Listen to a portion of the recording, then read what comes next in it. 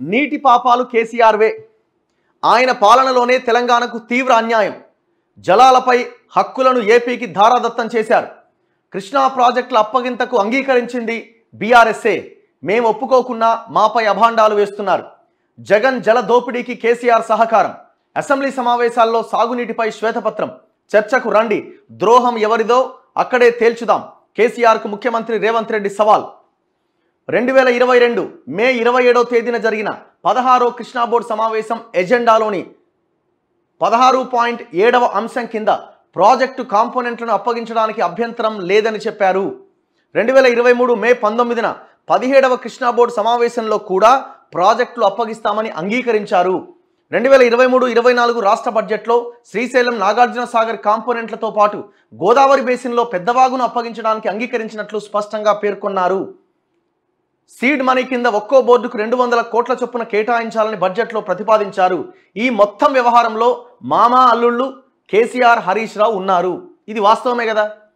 With evidence ఆయన డాక్యుమెంట్స్తో సహా మీ ముందు పెట్టింది కదా, మీ సంతకాలు ఉన్నది.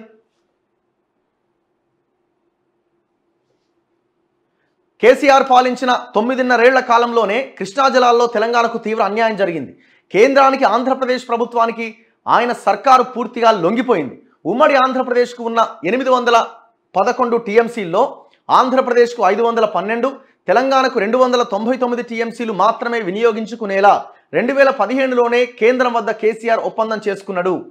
తెలంగాణ నీటి హక్కులను శాశ్వతంగా ఆంధ్రప్రదేశ్కు ధారాదత్తం చేసిన ఘనుడు కేసీఆర్ అని ముఖ్యమంత్రి రేవంత్ రెడ్డి ధ్వజమెత్తారు. మీరు ఒక విషయం గమనించండి, మీకు 2015లో మీకు ఐడియా ఉంటుంది, నేను కూడా ప్రతిరోజు చెప్తున్నా. నిన్న రేవంత్ రెడ్డి ఈ విషయాన్ని ప్రస్తావించారు. 2015లో ఇదే అంశం చర్చకు వచ్చినప్పుడు కేసీఆర్ యాక్చువల్గా అక్కడికి పోవాలి, ఈ అపెక్స్ కౌన్సిల్ మీటింగ్కి పోవాలి, ఢిల్లీకి పోవాలి, ముఖ్యమంత్రుల సమావేశం అది, అక్కడ చర్చించాలి, రాష్ట్రానికి జరుగుతున్న అన్యాయాన్ని వివరిస్తే అక్కడ ఈ రాయలసీమ ఎత్తిపోతల పథకం కావచ్చు, లేకపోతే ఈ కేంద్రం ఈ ప్రాజెక్టులను తీసుకునే విషయం కావచ్చు, తెలంగాణ నీటి వాటా కావచ్చు, ఇవన్నీ తేలే అవకాశం ఉంటుంది. కానీ ఏం చేసింది తెలుసా, కేసీఆర్ ఇంట్లో పండుకున్నాడు. ఎందుకు రాలేదా అంటే అప్పటి నీటిపారుదల సెక్రటరీగా ఉన్న రజత్ కుమార్తో ఒక లెటర్ పంపిస్తాడు. ఏమని, నేను చాలా బిజీగా ఉన్నా ఇక్కడ, నేను అసలు రాలేకపోతున్నాను. తెలంగాణ హక్కులని కాపాడే విషయం కంటే నువ్వు పెద్ద పని ఏముంది పొడిచేది? ఇది వాస్తవమా కాదా? హరీష్ రావు సమాధానం చెప్పాలి. సింపుల్. ఇంక రెండో క్వశ్చనే అక్కర్లేదు. మీరు ఢిల్లీకి వెళ్లకుండా కేంద్రం పిలిచినప్పుడు, సిడబ్ల్యూసి పిలిచినప్పుడు ఎందుకు మీరు ఇంట్లో పండుకున్నారు? దానికి ఆన్సర్ ఉండదు. సాగునీటి రంగంపై అసెంబ్లీలో చర్చకు రావాలని సవాల్ విసిరారు. రోజుకు 8 టీఎంసీల నీటిని తీసుకునేలా ఆంధ్రప్రదేశ్ చేపట్టిన రాయలసీమ ఎత్తిపోతల పథకానికి ప్రగతి భవన్లోనే అంగీకారం కుదిరిందని, జగన్ జలదోపిడీకి కారణం కేసీఆర్ అని ఆరోపించారు. 100% రాయలసీమకు పోయిండు, రాయలసీమకు పోయి రతనాలసీమ చేస్తా అన్నాడు. జగన్మోహన్ రెడ్డి వచ్చిండు ప్రగతి భవన్కి, ఇద్దరు కలిసి ఉన్నారు, కూర్చున్నారు, తిన్నారు. మెగా కృష్ణారెడ్డి ఎంటర్ అయ్యిండు, మనోడి కాంట్రాక్ట్ ఇవ్వాలి, నీ ప్రాజెక్టుకి నేను అడ్డం పడను, చలో కానీ కట్టుకున్నాడు. టెండర్లు పిలిచేదాకా సపోర్ట్ చేయలే. చివరికి మహబూబ్ నగర్ జిల్లాకు చెందిన కొంతమంది రైతులే పోయి ఎన్జీటీలో కేసేసిరు దాని మీద. ఇది వాస్తవం కాదా? చివరికి ఎంత దుర్మార్గం అంటే, ఏదైనా ప్రాజెక్టు కట్టడానికి నల్లరేగడి మట్టి చాలా కీలకం అవుతుంది. ఆ నల్లరేగడి మట్టిని ఒక లేయర్గా వేస్తారు ఆ ప్రాజెక్టులో భాగంగా. ఆ నల్లరేగడి మట్టి దొరకడం చాలా కష్టం బేసిక్గా ఏ ప్రాజెక్టు కట్టినప్పుడైనా. అది ఆంధ్రప్రదేశ్లో మన హక్కులని కాలరాసే రాయలసీమ ఎత్తిపోతల పథకానికి మన మహబూబ్ నగర్ నుంచి మట్టిని జట్టీలతో ఎత్తుకపోయింది మెగా కృష్ణారెడ్డి కాదా? ఒక్క మాట కేసీఆర్ అన్నాడు, మాట్లాడిండా? నువ్వు ఎత్తుకపో, ఏం కాదు, అది కట్టాలి, ఎందుకంటే అది మనోడు జగన్మోహన్ రెడ్డికి ఇద్దరం మా మధ్య ఒప్పందం కుదిరిందని సైలెంట్గా ఇంట్లో పండుకున్నాడు. ఇది వాస్తవం కాదా? కనీసం ఒక్కడన్నా దాని మీద మాట్లాడండి ఆ రోజున. చివరికి అక్కడ రైతులు మాట్లాడితే మెగా కృష్ణారెడ్డి చాలామంది మీద కేసులు పెట్టించిండు మహబూబ్ నగర్ జిల్లాలో. శ్రీశైలం నాగార్జున సాగర్ ప్రాజెక్టులను కృష్ణానది యాజమాన్య బోర్డుకు అప్పగించడం వల్ల తెలంగాణకు తీవ్ర నష్టం వాటిల్లిందని బీఆర్ఎస్ ఆరోపణలు చేసిన నేపథ్యంలో నీటిపారుదల, అటవీ శాఖల మంత్రులు ఉత్తమ్ కుమార్ రెడ్డి, కొండా సురేఖతో కలిసి ముఖ్యమంత్రి రేవంత్ రెడ్డి రాష్ట్ర సచివాలయంలో ఆదివారం విలేకరుల సమావేశంలో మాట్లాడారు. కృష్ణా, గోదావరి ప్రాజెక్టులను బోర్డులకు స్వాధీనం చేసే విషయంలో కేసీఆర్, హరీష్ రావు, కేటీఆర్లు తాము చేసిన పాపాలను కప్పిపుచ్చుకొని వాటిని కాంగ్రెస్ పై నెట్టేందుకు కుట్రలు పన్నుతున్నారు. మా ప్రభుత్వం ఏర్పడిన తర్వాత ఇలాంటి నిర్ణయం ఏదీ తీసుకోలేదు. ఆంధ్రప్రదేశ్ పునర్విభజన చట్టం ప్రకారం విధి విధానాలు కేంద్రం రూపొందించాల్సి ఉన్నది. ప్రతి అంశం తనను అడిగే చేశారని, ఈ చట్టానికి తానే రూపకల్పన చేశానని గతంలో కేసీఆరే చెప్పారు. 2014లోనే దీనికి పునాదిరాయి పడ్డది. పార్లమెంట్లో దీనిపై చర్చ జరిగినప్పుడు కేసీఆర్ తన పార్టీ టీఆర్ఎస్కు లోక్సభాపక్ష నేతగా, కేశవరావు రాజ్యసభాపక్ష నేతగా ఉన్నారు. చట్టంలో ఇలా రావడానికి కేసీఆరే కారణం. 2015 జూన్ 18, 19 తేదీల్లో కేంద్ర జల వనరుల శాఖ వద్ద చర్చలు జరిగిన తర్వాత ఆంధ్రాకు 512, తెలంగాణకు 299 టీఎంసీల కేటాయింపునకు అంగీకరించారు. అప్పటి ముఖ్యమంత్రి కేసీఆర్ నీటిపారుదల మంత్రి హరీష్ రావు నిర్ణయం మేరకు నీటిపారుదల శాఖ కార్యదర్శి ఆ సమావేశం మినిట్స్ పైన సంతకం చేసిండు. ఆ రోజు 50% కావాలని అడగకపోగా ఈ రోజు సగం నీళ్లు రావాలంటున్నారు.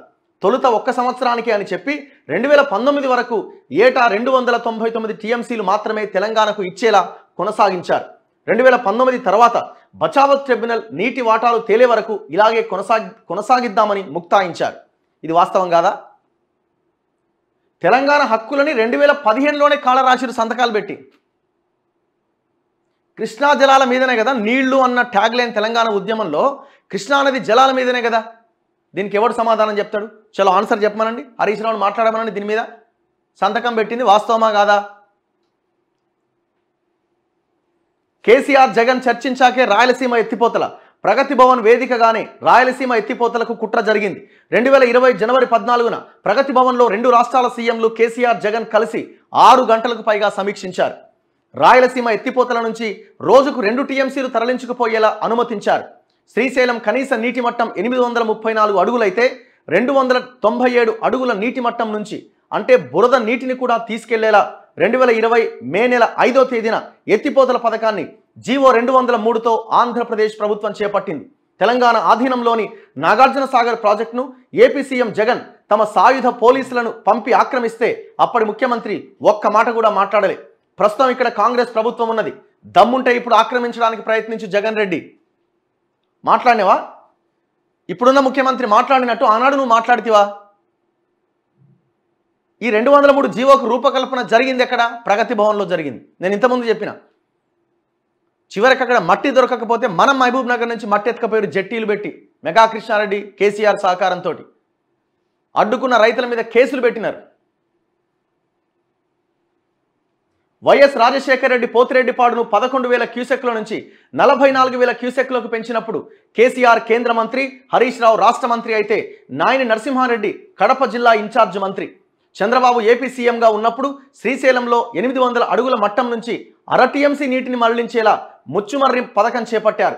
అప్పుడు ఇక్కడ సీఎంగా కేసీఆర్, సాగునీటి మంత్రిగా హరీష్ రావే ఉన్నారు.